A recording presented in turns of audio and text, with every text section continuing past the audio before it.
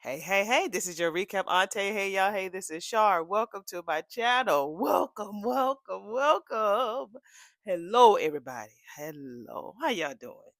Y'all doing good? Good. Good. Who, me? I'm doing fantastic. Blessed, like they said, and highly flavored. As sir. Ooh, it's busy. Busy, busy, busy. I got my daughter here with me, so she's been in and out and yeah, and work, keeping me busy. Hopefully, y'all are feeling good. This warm weather, it's warm where I am. It's supposed to be almost in the 80s by the end of this week. How about you guys, where you guys live? Whether it's Texas, Baltimore, Northeast, down in New Orleans, overseas. Where is you calling from? Where you're sitting listening to me at. That'll be good to know. Okay. I already know where a lot of y'all live, so you ain't got to repeat it. But yeah, it's hot. And I got a damn sweatshirt on and everything. So I'm trying to, be mindful with this weather. Got to get ready to go to the gym later tonight. But in the meantime, in between time, we are here, baby, to do a full audio recap of episode number 43, season 2 of BTG, Beyond the Gates. All right, so let's go ahead and get this party started in 5, 8, 4, 8, 3, 2. Why am I swimming my hands like I'm doing the damn going to a go, everybody going to a go. Why am I doing that, y'all? 5, 4, 3, 2, 1. All right, we open up at Madison. She's back. We haven't seen her in a long time, and she's at the nurse's station talking to Miss Leah. I mean, when I tell you she loves medicine, she said it's such a promising time. There are studies on everything from blood and skin tests and new antibody drugs. And Leah's like, And not to mention the awareness and the dollars that Michael J. Fox's foundation continues to pour into the cause. I feel like we are at a tipping point of some real good progress. I remember when Michael J. Fox got diagnosed with Parkinson's. Man, that was so heavy to watch. But I used to have a little crush on him, especially when he did Family Ties. Do y'all remember him doing Family Ties? And definitely Back to the Future. I loved him so much because I like the little nerdy guy.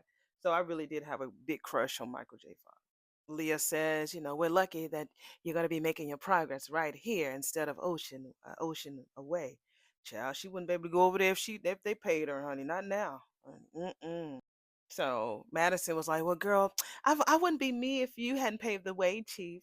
So Leah was like, "Honey, I wouldn't be worth a pot of shit if I hadn't jumped at the chance to keep you here. So yeah, your research is taking us closer to a cure for Parkinson's, while your patients continue to benefit from the skill and compassion you bring to their care." Oh, go ahead, Madison, bitch. You better do the thing.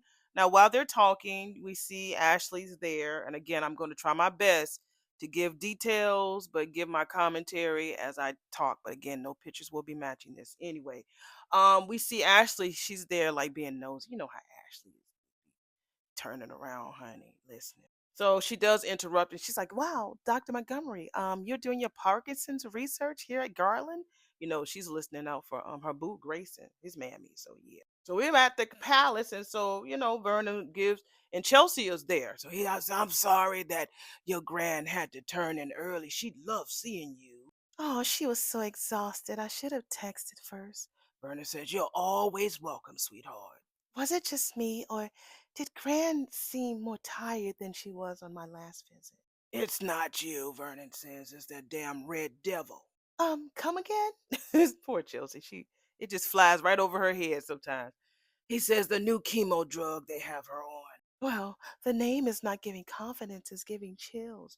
Oh yeah, I'm definitely not gonna be able to do a lot in April if I get this part for this play, because the parts that I'm auditioning for, shit. I can't do Vernon's voice or damn Anita's voice. So yeah, it will definitely be a long pause on the month of April, for real, for real.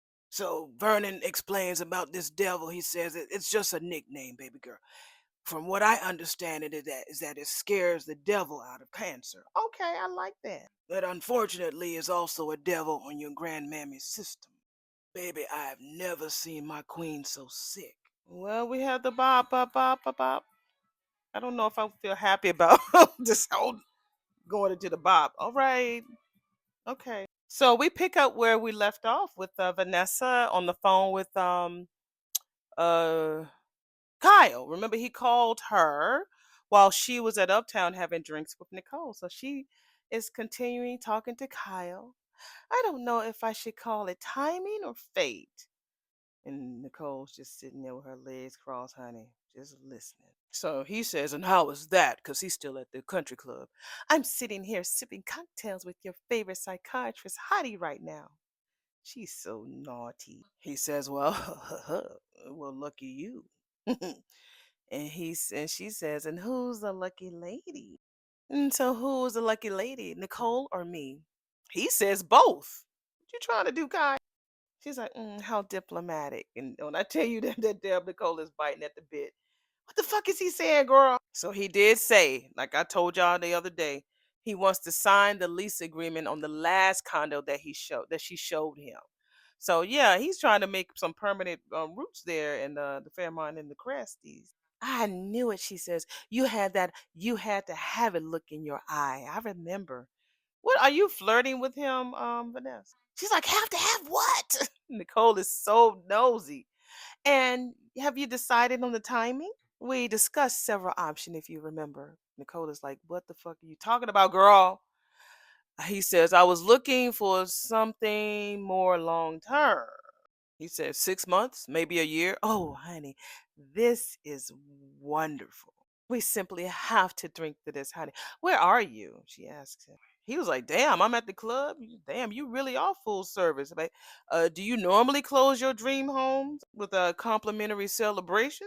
She says, well, you are a special case and I live to serve. We'll see you in 15. Will?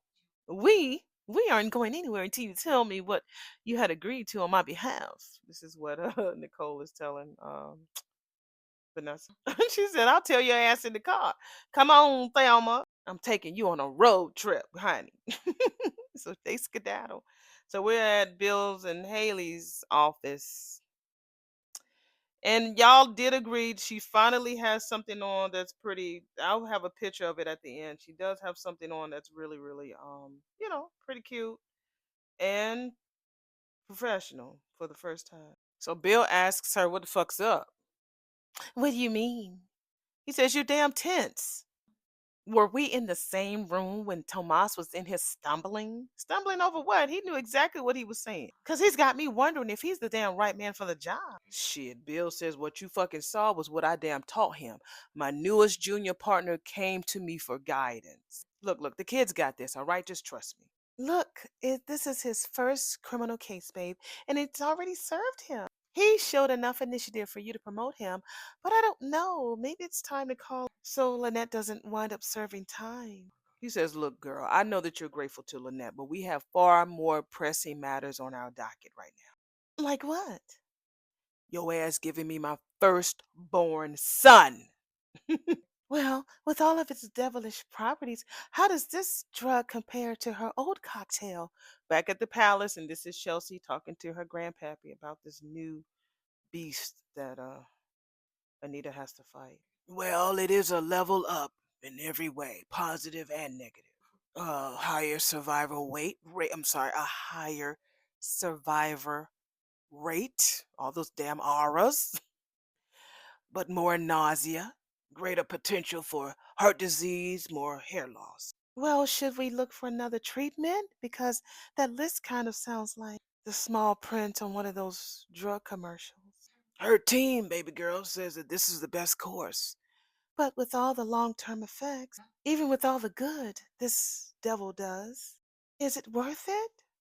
I love your grandmammy with everything that's in me. I could never stand by and just watch her. Mm. He continues and tells her that they think that this is the best decision for them. I couldn't help but overhear the good news. Back at the hospital, and this is, almost said it, Teach Jazz, almost said it. Ashley um telling this to Madison about how happy she was to hear about the good news. And Leah was like, honey, Shanice's got you trained good. Leah was like, honey, nothing gets past the Garland nurse. Ashley was like, honey, no, Shanice is the queen of knowing what's what. I mean, I just couldn't help but tune in. I know someone who could personally benefit from the research. This is Ashley still running her mouth. Then Grayson said that he don't want her help.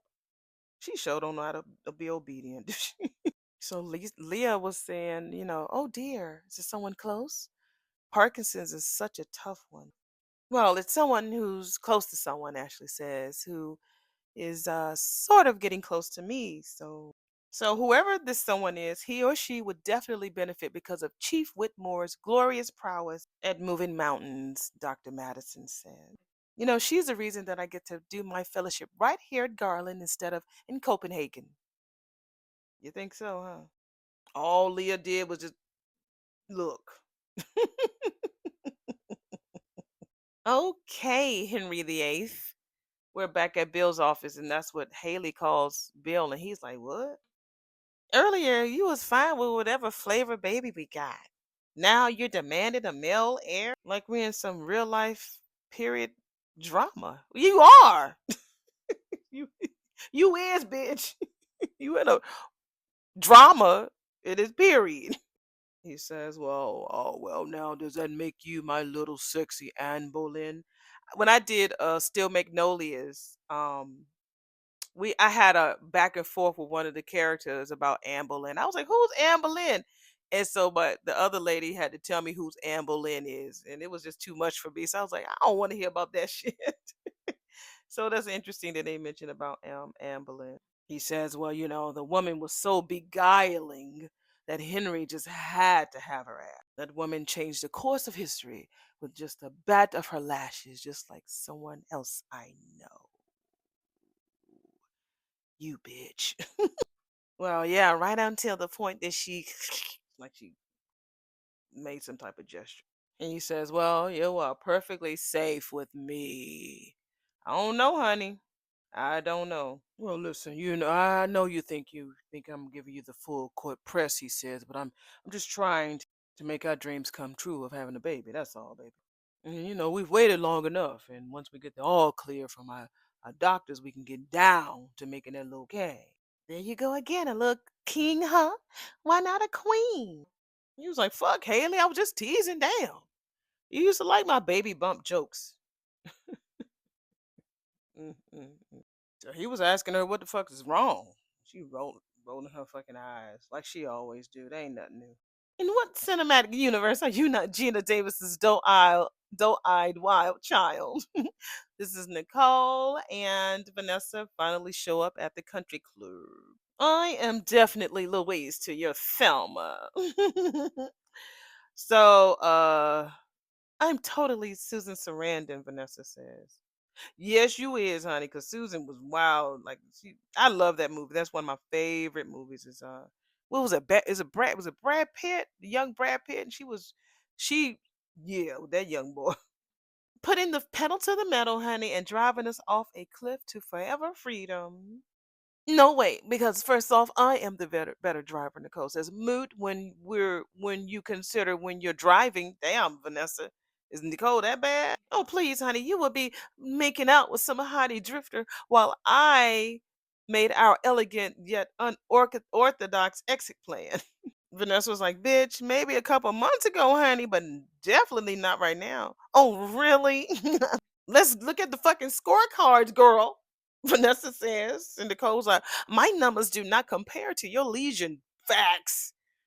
Right. Just recently you only spread it to Joey. But honey, when we first met you, who was it? The boy from the damn under the table? It wasn't definitely Doug. She had the first the membership at damn Heart Attack. So yeah, baby. Mm-hmm. How many boyfriends do I have right now? She says. Nicole doesn't have any boyfriends. All right, girl. None. What? How many do you have? Nicole was like, "None, bitch." Two and counting, Vanessa said. "I have had a steady diet of men," Vanessa says, "for years. But you, however, are getting reacquainted with your taste. Just like Thelma. Woman, thou art recently loosed." That was Vanessa, bitch. You better say that, girl. That was good. There's no way that you could kick a man as hot as damn Brad Pitt out of bed. That's what I said. Yeah, it was Brad Pitt. Mm-hmm. Child, that was a good scene, honey. One of it, I may be evolved, but I can look into those eyes and abs in the eye and say, boy, bye. Nicole don't even sound right saying that shit. So when they get into the damn what is it, the dining area, they see Kyle sitting at the table, and so you hear Vanessa says, honey. So what were you saying, bitch? Yeah, she can look at them eyes and them abs, baby. She'll be all over him. The best medicine for her is for her to hear about all of the happy things that you kids are up to, like your wedding, which is why your visit tonight was much needed. We are back at the palace, and this is Vernon's conversation with Chels. Yeah, about that. Um, can we just keep the wedding talk down when Kat is around? Oh, wait a minute. Is she maid of honor in hyperdrive? More like she won't be even coming to the wedding until the speak now or forever hold your peace part. Also, the part is where my mom pow shots through the flowers of my dad's floral arrangements. Yeah. It can't be as bad as all of that, girl. You should focus on getting Gran well. Kat and I can sort out our own ish. Problem solving with my granddaughter soothes my soul. He says, so what is the ish with you and Kat?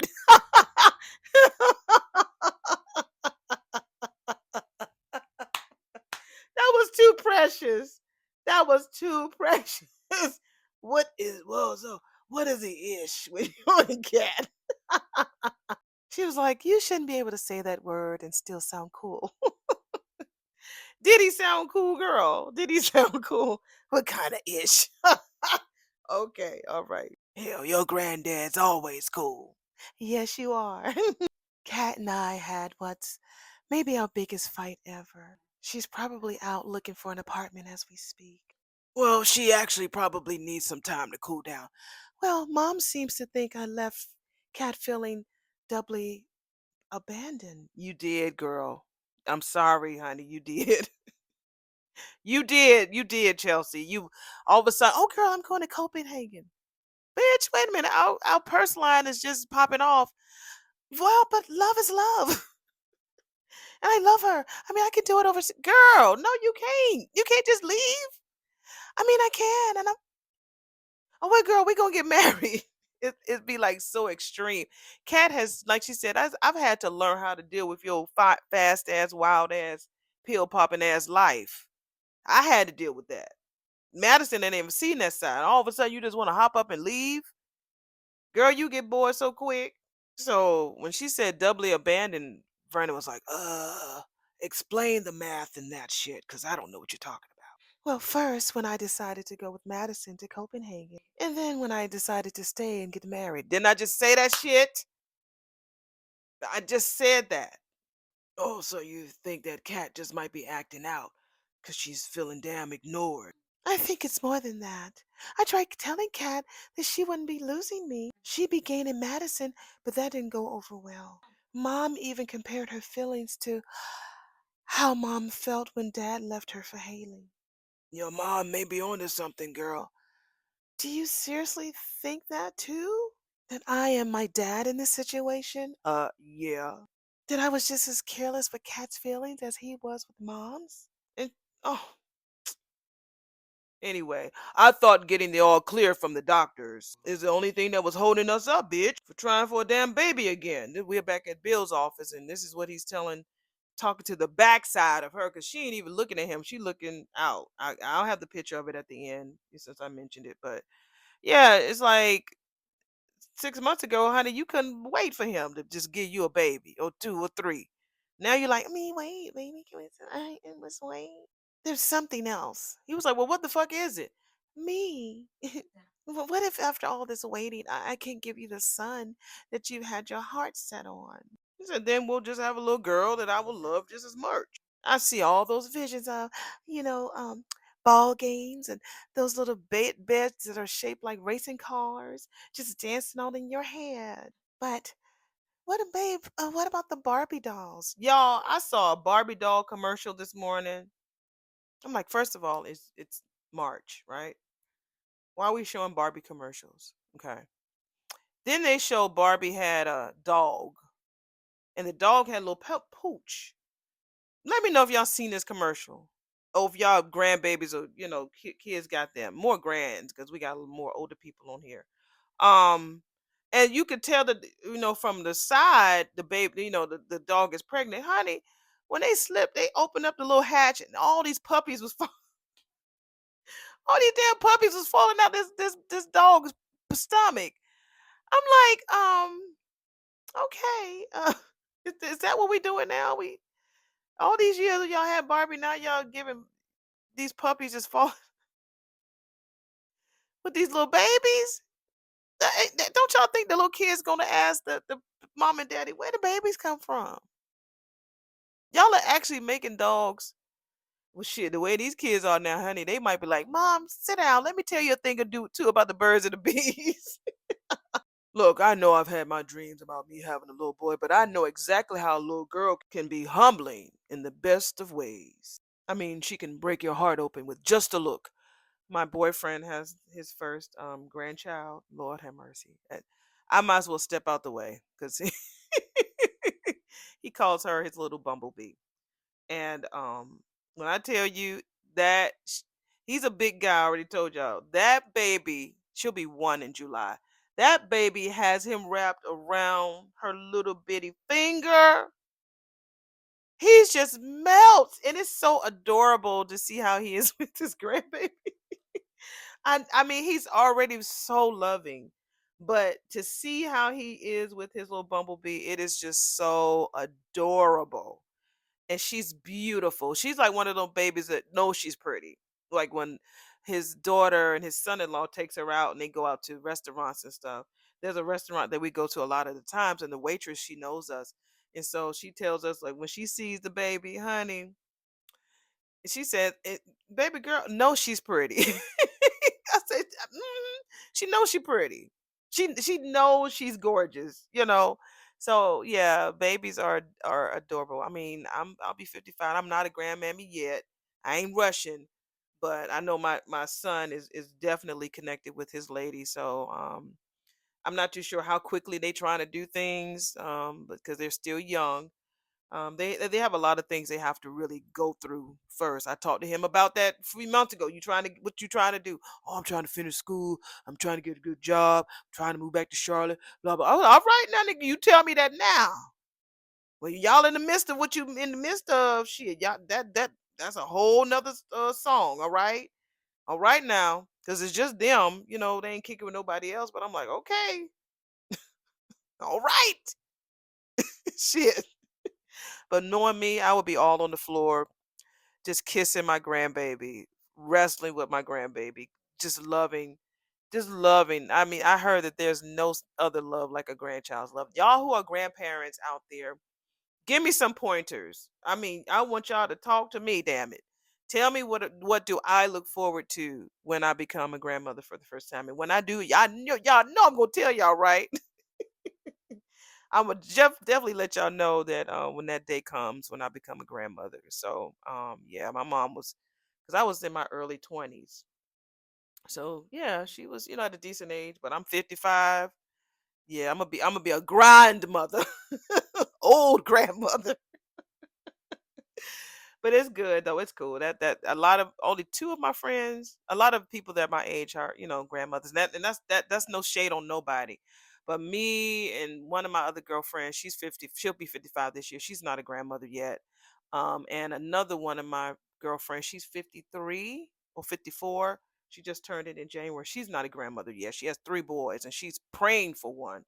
But they're taking their time, and they're just taking their time. But y'all let me know, what do I look forward to in being a grandmother?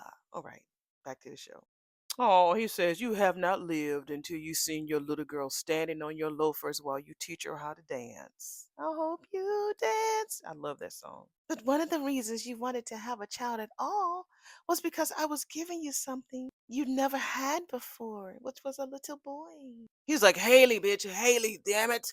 This baby will be a brand new and beautiful experience now because it will be with you, and because I won't be missing for even a second of it. Because, with the other girls, 2 girls, His ass wasn't there like that, lady. So he was like, he missed out on a lot with Chelsea and Naomi. He says that he would love nothing more than to spoil a little petite princess doppelganger of you.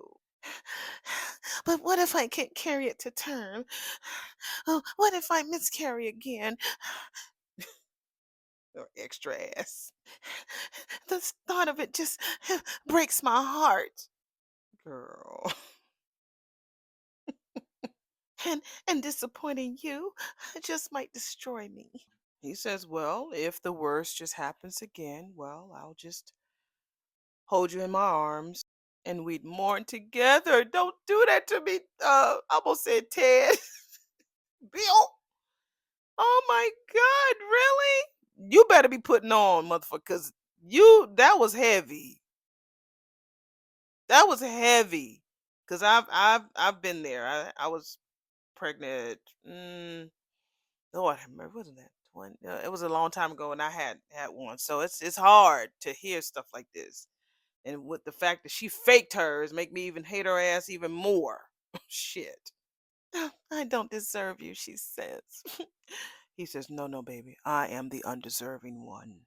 Back at the hospital, Ashley is at the nurse's station. Madison is there. Oh, Dr. Montgomery, ortho is on their way up. What in the world would I do without you, Nurse Morgan? I can't do these R's. That's what Madison's. We gonna see what they talking about, honey. I ain't about it. No shade on the actual disease, but a lot of y'all don't care too much for Ashley anyway, so it don't matter. So she's grilling Madison about, congratulations on the study. So when is it open, girl? Because she want to jump in there. So Madison's like, girl, this is a blind study and I can't make no promises. So she's talking about she just wanted to just get her foot in there to give somebody some hope that she can make a difference, with working with Parkinson's. Girl. Somebody did mention, I can't remember who said it. You tell me who you were, that it would be funny that Leah is Grayson's mom. And he lied about this whole thing. And I saw what you said, James. He feels that the impaler is Marcel. I'm telling you, this impaler shit is so heavy. He says he thinks it's Marcel. And remember, he's met Leslie at the hospital twice, talking about the fact that he was there to meet a colleague or a wounded colleague or cop or something like that. James mentioned that in one of the comments just recently. That's a thought because he probably feels that once Joey made him stay there longer, and he needed the money to fix the Sheila. But just like how we found out that all the men were working together to protect Martin, it's a partnership going on that we've never seen them together, but when it happens we're gonna be like, oh, you got to be fucking kidding me. So that's why even if I take a break in April so I can do my show, and May because the show runs in May, um yeah, I'm gonna be looking at it now. I ain't gonna miss no days because I gotta watch my stories, but I'm not gonna be able to do any commentary. But man, I'm gonna be glued when I find out who the fucking impaler is. That's gonna be good. Okay, back to the show. Oh, this boring part, girl. Madison just tells her, "Girl, you doing all these questions, honey. You must really care about this friend of a friend, girl." So, anywho, um, we're back at the palace. Put aside the idea that you've inherited your father's selfishness. Back at the palace, and that is Vernon talking to Chelsea. She's about to leave. The only thing that you got from him, honey, was your last name and a couple of inches of height. No, how sweet. All the rest is Dupree's. The beauty, the strength, heart for days. Well, thank you. I'll have to live up to all that praise and make it up to Kat.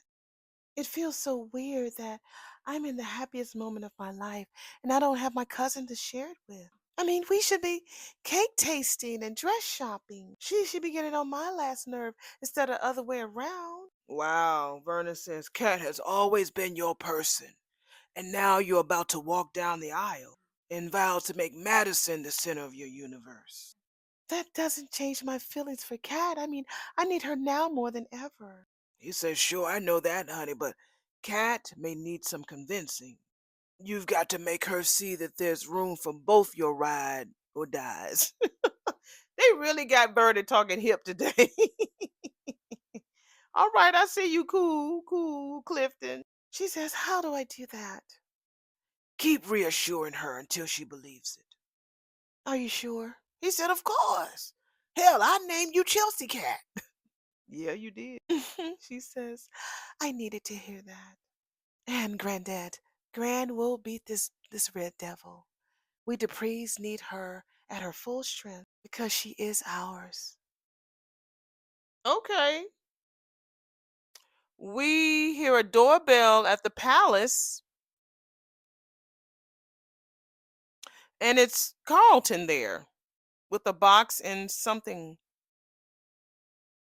I don't like that. Well, this is a surprise, Carlton. The fuck is that about? I mean, I used to be happy to see him on screen. I'm really giving him the side eye. I guess because he's gonna be gone, he needs the father to make sure that he's in Nicole's ear. See, you're using people, Carlton. That's not how you do that, honey. That's you going about it the wrong way. They love Ted. They don't like what the fuck he did, but they love him and they respect their daughter's wishes. The only person that they try to tell not what to do is a damn Danny. Danny gonna do whatever fuck she want to do, and Nicole too, and Anita. Everybody, shit. But I don't know what you're trying to do, but I don't like it. Child, we back at the damn country club and that damn smooth talking Kyle. We there with Nicole and damn Vanessa. Damn, this place just got a little bit more gorgeous. And Vanessa just goes to him and hugs him. Oh, he is charming. So Nicole walks up to him and gives him a kiss on his mouth. Hello, neighbor. He says, well, not exactly neighbors, but the same zip code. Have you seen those uber modern condos at Barrington Towers? Vanessa said. Depending on how heavy your stiletto is on the gas, girl, it's like a 10-minute drive from Fairmont Crest. 10 minutes, huh? This calls for bubbles, Vanessa says. Girl, y'all been drinking since yesterday. He says, well, I will order some for us. And she said, realtor's prerogative. When I tell y'all at that New Edition concert, that damn Bobby Brown, he didn't do hardly nothing. But I tell you, everybody was on their feet. Everybody loves damn Bobby Brown. Everybody. Because we know he's had a rough life. He's lost so many family members. Of course, Whitney. And when I tell you, the whole place erupted when he came out. Even the little Running Man, y'all know the Running Man dance that he did. What we used to do in the 80s and 90s. He did that, and people just ate it up. He's not even really out there doing a lot of dance moves, and he's a big guy now. Bobby used to be slim. He big. And he got that dad body. And when I tell you he was up there cussing and singing, I loved every minute of it. But my prerogative, the whole arena just got up and started dancing. It was a great concert. So as Vanessa goes to get them something to drink, Kyle and Nicole are at the table. He was like, damn, she is just as subtle as a wrecking ball. Oh, you don't know the half of it. What I don't know, he says, is that how our best friend feels about where I landed on the Google map. He says, I'm one sweaty jog away from showing up at your front door. I'm sorry, your front doorstep to borrow a cup of sugar. Ooh. He says, are you okay with me being that close? Well, that depends on how you answer my next question. And what is that? He says, am I the reason why you decided to make Barrington County your new home? Back at Bill's office today. This episode is all right. I mean, it's all right. What's got you so absorbed? Because Haley left. I guess she came back to the office. It's like, why did y'all do that? I guess change the blocking. I guess I don't know. You'll have a picture of it. She comes back in, and I'm like, okay. So he said, well, you did ask me to look a little bit deeper into Lynette's office, Lynette's case, and so that's what I'm doing. The answer is free. Lynette's not in that file. What? Oh, she said the answer to freeing Lynette is not in that damn file. It's right here. Oh, is it now? He says. Tomas may not have the juice to get the charges dropped, but my hubby can in a heartbeat. And you can stop wasting so much time giving Tomas those billable hours. He was like, girl, look, you asked me to take this case pro bono, remember? Oh, the reason why you can go ahead and wrap it up in one call. Let your fingers do the walking. Y'all remember that? Who said that? Let your fingers do the walking. That is a old what quote or saying from a commercial. Y'all let me know in the comments below which commercial told us to let our fingers do the walking. Unfortunately, it ain't around no more, but you tell me which one was it? So he says, look, now, it ain't like I ain't got the reach, but I'm very judicious when it comes to when I have to do favors as to where and when I can call in those damn favors. And Lynette's case don't rank that fucking high. Not when everything could be resolved without me damn lifting a damn finger. But what if I wanted you to? For me. Bitch. We do need to clear all hurdles to get ready for the baby, right? Listen, I don't condone what Henry VIII did for love, but he did get rid of all the obstacles that stood in the way. He said, I'm not giving Danny the chop, Haley. Okay. This thing with Lynette is stressing me the fuck out. Just doesn't sit right with me. Girl, the girl does not have any type of nothing prior to the license that she gave him and what he said, the damn W-2 forms that she got, the little pay stubs. Prior to that, that damn Tomas says, I can't find shit on her. It's like she's never existed. Never. And he's like, shit, have our fucking clients are ghosts. That line threw me off the wall yesterday. That was so good. I mean, her being out there worrying Bill. He was like, wait a minute, you really do feel this indebted to her? I mean, why don't you? We're about to start trying to bring life into this world. You would think that she would be doing that for Randy because Randy saved her life. You know, she was bleeding. She's not like that with Sammy. But you like this with Lynette because somebody knocked you upside the head. But with Sammy, oh, I just want to thank you. Thank you for, girl. Don't we owe something to the woman who stopped me from being taken out of it? No, it was Randy who was the one. Haley, I don't know. Lynette saved my life. Now you want a baby up in here. But I mean your future son wouldn't have even a place to exist if it wasn't for Lynette. Tell me that you get that shit. Then we hear a okay. Grayson shows up. Hey, Mr. Hamilton, is a person for a perfect time.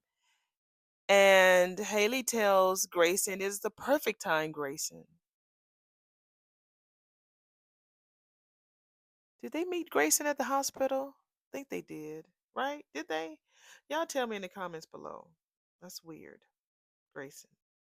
We were just talking about trying to get all of the obstacles out of our way to try for a baby. So maybe Grayson is getting paid to make a house call to take blood samples and make sure he good. That's not. I guess that's what the rich do, honey. So she leaves. He's like, "Where you going?" I'm going to your castle, your highness. So she leaves. So Grayson tells Bill that, look, I know you don't like needles, but you're getting to be an old hand at this. So I guess Grayson's been coming over there once a week, I guess. He says, so Bill was like, well, how long is this fucking gonna take, as he's taking off his jacket? Well, your numbers are not quite there yet, but they're heading in the right direction. So he says, but usually Mrs. Hamilton is right here holding your hand. He's like, well, that's my wife's way of just letting her know that she knows how to get away with everything when I give her what she wants. So, we're at the fucking hospital. That damn Ashley told Madison about Grayson and his mammy. We're not. I thought you supposed to. I thought HIPAA don't HIPAA play a part in this. Was she supposed to tell her? Madison asks her how she's doing because she knows how it feels to be a family support with somebody who's sick. Madison, this is not the same thing of what you and Chelsea are going through with the pre-cancer battle. Because Grayson and I we're just friends. And while she's talking, you could see, and again, those pictures will be at the end, you could see Leah overhearing, listening behind the wall. This Grey's Anatomy shit that's going on at the hospital. Shit, that lady just might be his mama. Cause as soon as she overheard Ashley say that her and Grayson are just friends, Leah looked appalled. Like, fuck that. She just might be the mother. So we're back at the palace, and Chelsea's asking Carlton the same thing I want to know. Are you lost, Carlton? I mean, because I know that you know where Aunt Nicole's house is. Thank you, Chelsea. When she need to be getting the dirt and be gutter, I like that. Because I'm wondering why the fuck he over there, too. He says, I'm actually overdue. I've been meaning to stop by, and my parents raised me to never come over empty handed, so. And also to not let too long of a time pass between old friends, especially when they're going through big life stuff. Nicole told me that Anita was on a stronger chemo regimen, and so I just wanted to see how she was making out. Well, aren't you the gentleman? Scoring points even when Auntie's nowhere near. Right? Look sideways at him, Chels. Bye, Granddad. You take care of yourself, baby girl. I will. Bye, Carlton. Bye. Well, how is Miss Anita doing?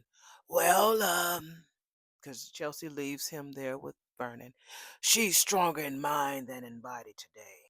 But I'm told that fatigue is typical. Well, I do know that these provide but so much comfort, he says. This is a very nice gesture to comfort, Vernon said. Although Anita's not drinking these days because she got the drink.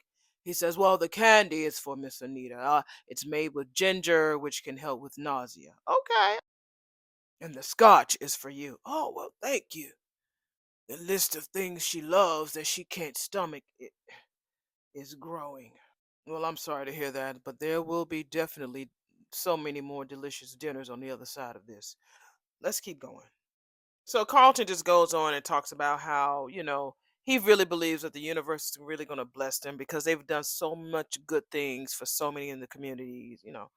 So Vernon was like, well, not too many people think the same way as you do. He was like, look, I ain't never had no problems out of no Dupree's. The only time I came close to it was when Chelsea and Danny was grilling my ass about my intentions with Nicole. Vernon was like, well, we are a bit overprotective, as I'm sure you understand. Oh, yeah. He said, I get it. I get it. The Fitzgeralds, we're not the Duprees, but we are the same. Vernon's like, now you ain't gonna bullshit me, Carlton. Now I've been knowing your ass since you had one of them fades. Y'all know them fades are, honey. For those of you who don't know, a fade is a haircut. And if it was a high top fade, oh man. So Vernon looks at him now. You need to tell me why else would you be showing up here tonight? Fuck. Right. Thank you, Vernon. Well, to do it like they used to do it in your day. May I please have permission to date your daughter? Nick, you fucked her. It's way too late for that, motherfucker. Way too late. You asking him now? You know she ain't gonna like that shit, right? She already told him that she liked both of them. She was honest with Carlton about what she wants. She don't want to be committed to nobody. She's been committed to one person for 20 years. She want to play. God dog it. Let her play. Shit. He getting on my nerves, y'all. Let me get ready to go to this gym. I'll just finish this when I get back. But God, dog it. It's like the lady told you exactly what she wanted. It wasn't like she was lying to you. She didn't try to hide. She didn't try to pretend. The bitch told you exactly what she wants, and you are still going around her. Like somebody's gonna make her just want to be with you. No. The cream rises to the top, baby. If you ain't no cream, you gonna stay at the bottom. Shit. And Vernon's crazy ass did exactly what he should have did. Y'all hear him?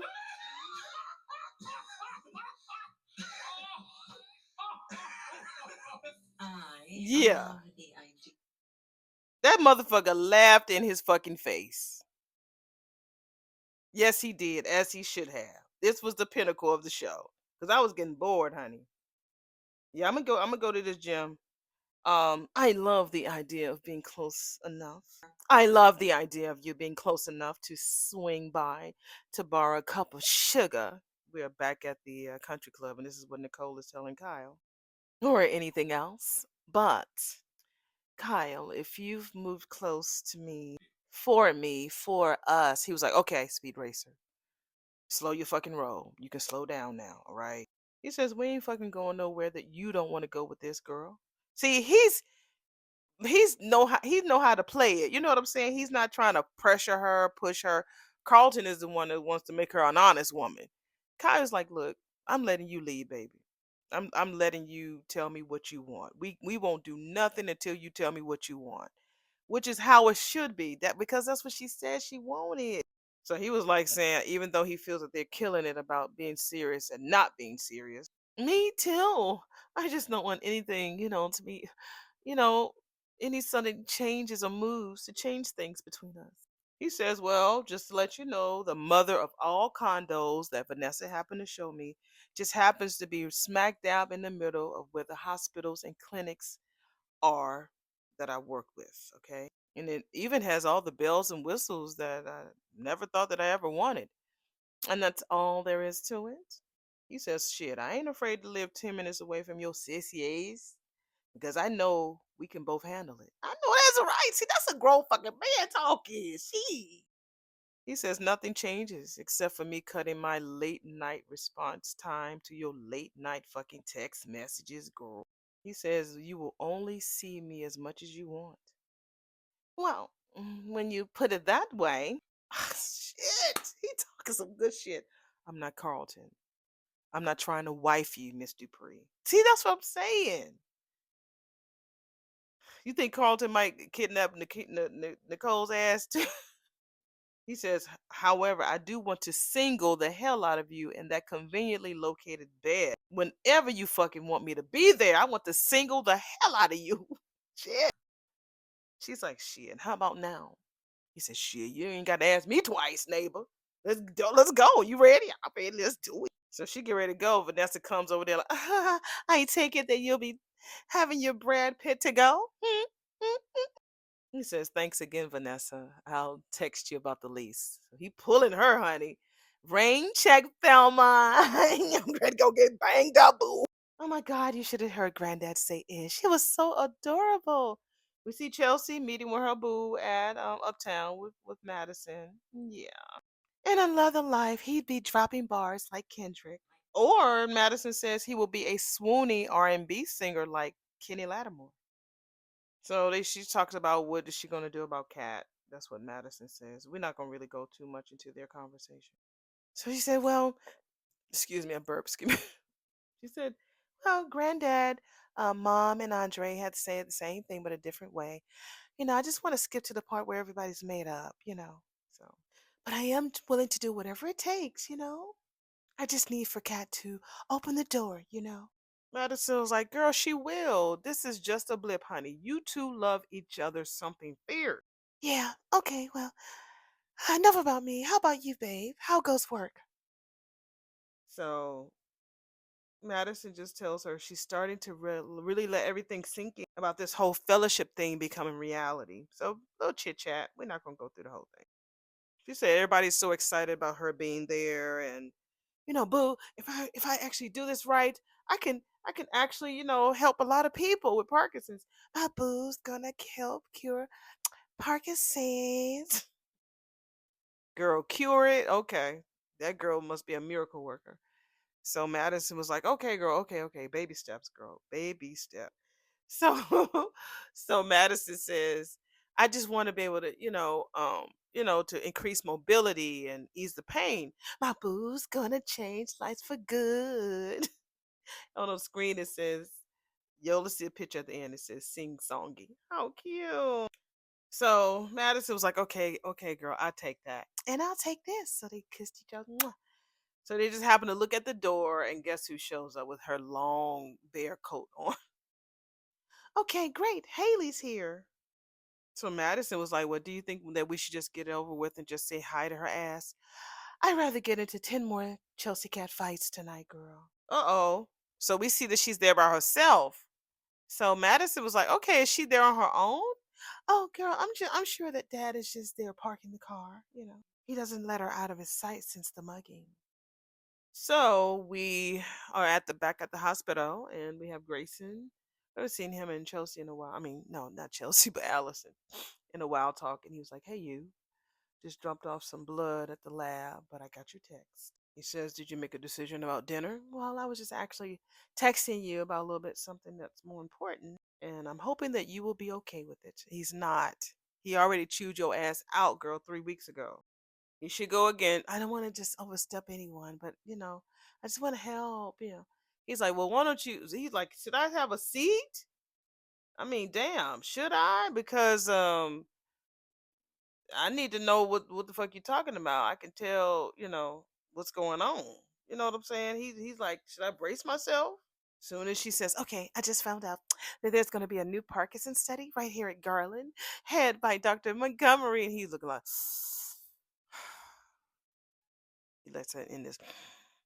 She's just. He says, so we're keeping tabs on Parkinson's trials, are we? I mean, the trial just really just walked up and placed itself right in front of me. Duh. And I couldn't help but overhear it. And you know what? I'm glad that I fucking did. The question is, are you glad that I did? Look, I just thought that you want to know, but I just was trying to offer you and your mom a little hope. But he's like, are you kidding me? He said, I'm surprised that you were willing to talk to me about it even after I was a little jerk or act like an asshole the last time. You've already more than apologized, she said. And you've been more than forgiven. She's so weak to him. He says, maybe you've been forgiven by you. I've been forgiven by you, but I haven't been forgiven by me. He's been wondering why he's been walking around with a huge chip on his shoulder about it. And he literally, I'm gonna show y'all the picture at the end. He literally has some like a chip on his shoulder on the back of his damn jacket. I'll take a picture of like, why does he have this big old thing on his jacket? Like a literal chip on his shoulder. So Ashley was like, well, what do you mean? Because he says, now he gets it. He said he's been taking care of his mama pretty much his whole entire life. It's been his world, and he does not regret any moment of it. So he said, but he didn't realize that that world was shrinking till it was just him, his mom, and the Parkinson. And she says, Grayson. Then this gorgeous nurse walked into my lab one day, and while they're talking, you see Leah looking over there at them like, what the fuck is going on? And he says, and she reminded me that this world is a whole lot bigger and brighter than I thought. And yeah, Leah's looking in the background. You'll see it later. Well, you don't have to do it alone anymore. I'm here, she says. I mean, you don't have to do it alone anymore. I'm here. I mean, only if you want me to be, she says. He says, oh, I want it. And they kiss and then they hug right there. And Leah's still looking on, honey. I might make her my YouTube thumbnail. She don't like that shit. But right now, Mr. Dixon is alone with his bedpan. So he was like, go, I'll text you. He says, Chief, because Leah comes over to him. I didn't notice you there, he says. She says, obviously. So we're back with Vernon at the house with the palace and just still laughing over damn trifling ass Carlton. They still kikiing, honey. Oh, I haven't laughed like that in a long damn time, Vernon said. He was like, so I didn't have you going, not even for a second. Carlton says, oh, nobody ain't never asked me for my damn permission to date either of my daughters in decades. Okay, so Carlton let out a ding when he laughed. What kind of noise was that? With that deep ass voice? Let me make sure I heard that shit right. I want to rewind it too far. Yes, he did let out a ching around minute number 46 46 ish, 46 minutes 45 seconds. Ching! Man, that big macho dope you got, that voice, and you talking about ching. Shit, and Vernon says that what I understand about Nicole's current romantic stance, her ass wouldn't appreciate anyone asking for her hand. Oh, well, I am even honored that Nicole would even give me the damn time of day. Good man, good man. So Vernon grabbed the scotch, baby. He was like, come on, let's go have a seat so we can have a sip of this 25-year-old scotch. Now, if anybody want to send me some of that or a gift certificate, I ain't never had scotch. My birthday coming up on May 3rd. If you want to bless Auntie good, I'm gonna be wide open. I'm gonna ask. Y'all want to bless me? Yeah, I'll be 55. You might as well go ahead and send me a bottle of scotch or give me a birth certificate or something like that. Shit. Start saving your money. So by the you got March, April. Yeah, you got little less than 2 months. Y'all got time to send Auntie save some money so send Auntie a bottle of scotch. So they go into the living room area, and so Carlton takes off his coat and tells Vernon that he doesn't want to take too much of his time, but there is one more thing. And so Vernon like, oh shit. Thank you, Vernon. Vernon was like, nah, nigga, you know I can't put no fucking word in for you with Nicole. You know that, right? No, no, no, it's not that. It's something that I want to offer, but it's a little delicate. Now I'm here as a friend, but also a doctor. Vernon was like, Carlton, your specialty is plastics, so well, and when Miss Anita's through with her surgery, through with her chemo, she might want to consider surgery and some reconstructive options. Wouldn't Ted do that? Wouldn't Ted be the one? They trust Ted. And she might not want to have that conversation with her former son in law. I doubt that. Because when they needed to give her some IV, who they call? Dr. Ted. Now, I can recommend some excellent breast surgeons, and if she still wants some more reconstruction and surgery, I would be more than happy to be a part of her care team. He says, well, I'll talk to Anita about it because we sure as hell ain't thought about it that far. But I thank you for reminding me that there is one, that there's an after. He's still laying it on thick. Well, whenever you're ready, I'm praying. I'm here for her, and I'm praying that is sooner than later. No, that's sooner than soon. You been too cocky. Enjoy the scotch, sir. He's finna leave. Vernon says, hold the fuck up. Wait a minute. A comedian friend told me something. There's some truth in every joke. I know you didn't come for no advice on Nicole, but I could tell she's on your damn mind. You got that look, man. What look? Of a man who made up his mind on the woman he wants. That was Clifton Davis talking right there. And Nicole doesn't have that look, he says, yet. My timing has been less than desirable. And your daughter has made it extremely clear about taking things slow. Yeah, respect it. Respect. Put some respect on her name. Put some respect on her name. Hey, put some respect on her name. Yeah, that's what she wants. He says, and I'm here for it. That's what she want. That's what I'm here for. And Vernon was like, hell, that's not easy. Shit. It's been a minute, but I remember being where you are with Nicole's mother. He says, well, the way that Nicole tells it, now you both were instant love. Oh man. That woman upstairs was on her way to becoming one of the most famous women in the world. I knew she had a connection. We had a connection, but she had other suitors. I had to be smart. Now, well, sir, if you're suggesting that I play hard to get, I'm afraid that ship has sailed. All I'm just telling you, man, is just to recognize where my girl's at.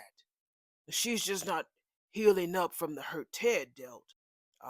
She's had to reconstruct her future. Yes, she got to build up trust. It's more than just her. She has to know that she's sexy and desirable, that other people want her, that she has a choice, and if she don't want that right now, it's okay. If she wants it right now, it's okay. Let her heal. You just want her to heal just because you've seen him move on and you see him as a competition, but I think that you're being like really, really stupid and selfish. And Vernon says, yeah, and her mother's diagnosis just adds another layer to all of the shit that she got. Damn it, man. You need to just chill. Well, I get that. I just want to have a place in that future. So what should I do? He says, well, with Anita, Hell, I just kept showing up. Wow, he said. He said I never pressured her. I waited for her to come to me. Yeah, girl, we do that. I mean, that's how it happened to me.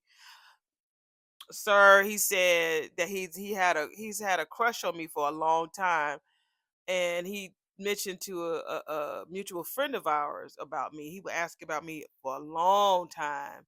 And sometimes you be living your life, honey. You don't be knowing people be paying attention to you. And whenever we did connect, it was like he waited for me. And sometimes I wanted to just cry. I want to just cry because I'm like, am I worth it? Because I could be a handful, honey. I'm stubborn and shit. But yeah, he told me that he waited for me. Yeah. And there's nothing like when you have somebody who waits for you, because then you show up and be exactly what they prayed for and what they wanted in a person. Or your ass could be the opposite. Shit. But no, I think he showed up for me in the way that I needed and I did for him. But ain't nothing like that, honey. There's nothing like waiting on that person. It might not be that person. It just meant that feeling. You have this attraction. Yeah, you feeling me. I'm feeling you. But you sure. You the actress, bitch. He didn't call me that. He would never do that. But he knew that I had a lot going on, and that man of mine waited. Mhm. So Vernon continues to say, once she did that, there was no looking back. This is a good conversation. Carlton says, well, what if Dupree, well, no, I'm sorry, what if Nicole never comes to me? That's exactly how he said it. What if Nicole never comes to me? Shit, that Vernon says a Dupree woman is worth the wait. Go ahead, Vernon. He's so cool in this episode today. He said ish. And now he just dropping just nuggets. I love it. I do. He says, well, I mean, you've been waiting a lifetime. What's a little longer? Right. You was waiting on her while she was married to her husband, 20 plus years. Now you want her to rush? Slow down, partner. I mean, the next scene, baby, we see Nicole. Ow, her, her and Kyle up in her bedroom, baby. Shit, they finna tear each other up, baby. Okay, keep going. We watching, right, y'all? We watching. Hmm. Shit, that damn greedy ass Kyle. Oh, I can be here even faster than we got here from the club. Baby. I could be here even faster than we got here from the club. If I just move around the corner from that sweet, I'm gonna be here. Hey, old horny toad. Oh yeah, you want to draw me a mouthpiece? She says. Yeah, you want me to stop and go get a pen and paper? Ooh, she says. Oh well, I was thinking you could use your tongue. Me. She's like. She took his shirt off, baby, started just buttoning his pants and everything. Just laid on the bed like, oh my god, this was a lot. She been craving him and Carlton. Carlton, keep waiting, baby. Keep waiting. I'm sorry, honey. Keep waiting. Keep waiting. It's gonna be all right, boo. It's gonna be all right. But just don't go crazy, all right, Carlton? Please. Yeah. Mm. So we are back at the palace, and Vernon is looking at the picture of Danny and Nicole, and he rubs the picture. He says, "Be happy, my girl." She happy, baby. I can tell you, Daddy. She's very happy right now. Shit. So we outside with Carlton on the phone. Hey, Nicole, I was hoping I would catch you, but I'm assuming that you're already in bed. Oh yes, she is, baby. She's in bed, baby. She in bed, boo. Listen, I want to see you for breakfast. I mean, I want to see you for dinner and for breakfast too. Didn't Vernon said leave her alone? Didn't he say leave her alone? You just told her you couldn't see her because you was finna go out of town with your niecey poo. Leave her alone. Shit, she climbing the walls right now, ripping. Let Nicole be Nicole. Oh yeah, and then there's that new Thai place that I've been dying to try, and then there's this new horror flick that just came, and he says, you know what? Scratch that shit. I want to do whatever you want to do. Thank you. That's what Kyle says. Whatever you want to do, I'm going to do it. And she'll be like, okay, cool. Damn. He says, you pick it and I'm here for it. Kyle said that same shit earlier, didn't he, y'all? He says, anyway, bitch, hope you have an incredible night. And honey, we see legs and sheets and naked bodies wrapped all around each other. Yeah, boy. Oh my God. You have outdone yourself, neighbor. She's just, honey, she's glowing, baby. She's just, Carlton, boy, bye.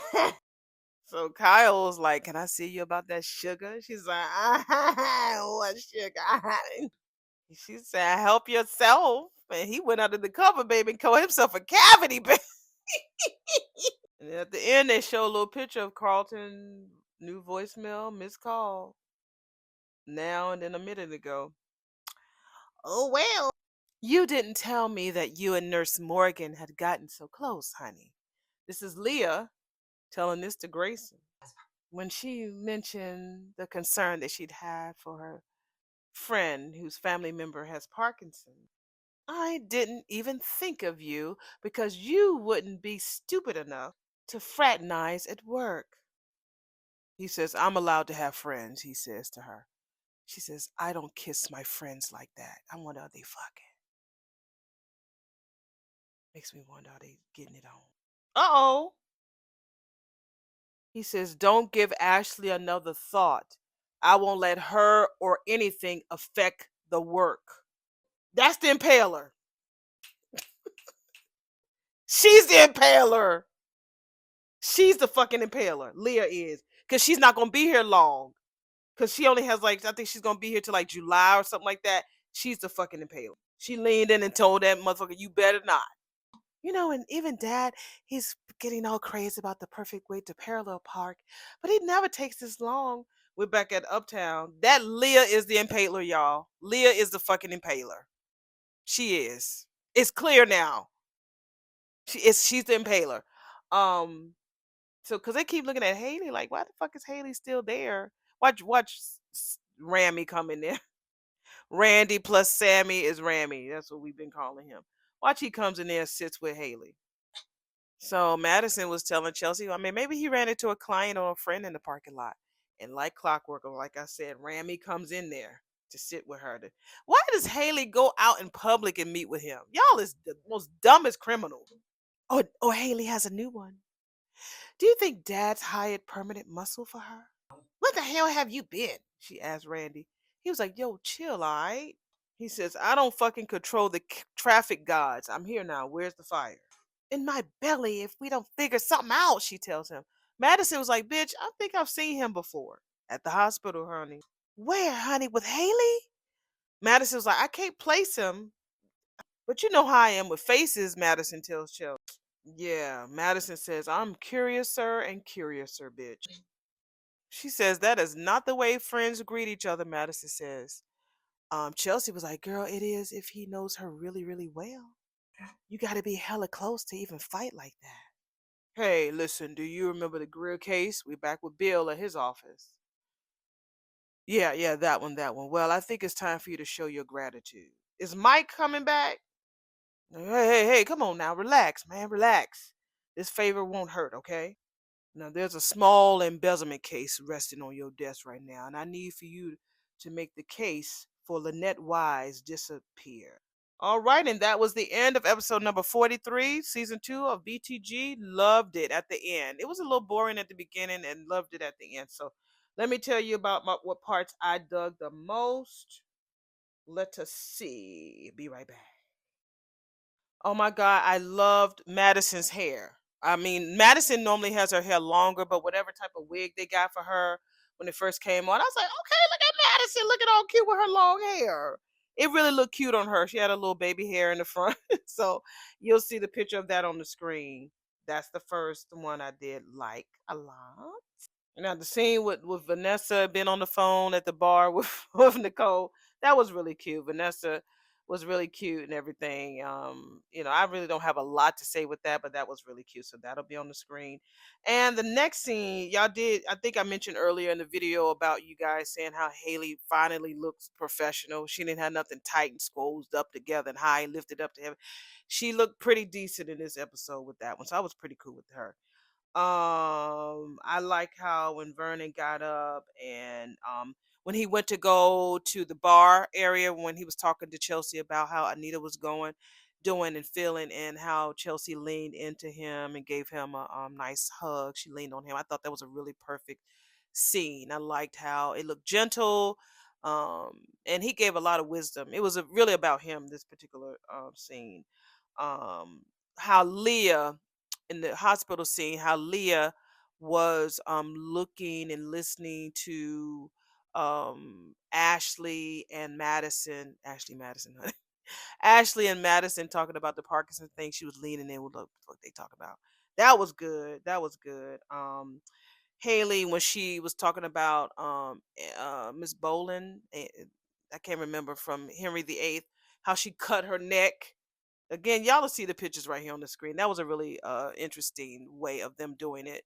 And I can't remember what it was that I did in Still Magnolias, but there was a part in there that the lady who played my best friend, because I played Weezer, the mean one, and how she talked about how this lady was married and how Henry VIII was doing. I was like, something bowling. I can't remember, but y'all know who it was.